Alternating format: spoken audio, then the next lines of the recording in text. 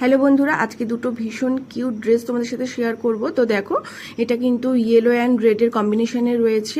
ওপরে টপটা দেখতে পাচ্ছ, আর নিচে স্কার্টটা দিয়েই আমি ওপরের টপটা একটা গোল মতন প্যাচওয়ার্ক করে দিয়েছি। এটাতে পরে আমি দেখাচ্ছি, একটা হোয়াইট রেডের লেসও অ্যাড করেছিলাম। আর নিচে স্কার্টটা দেখো, ওপরের টপটা দিয়ে এখানে কিন্তু একটা বর্ডার করে দিয়েছি।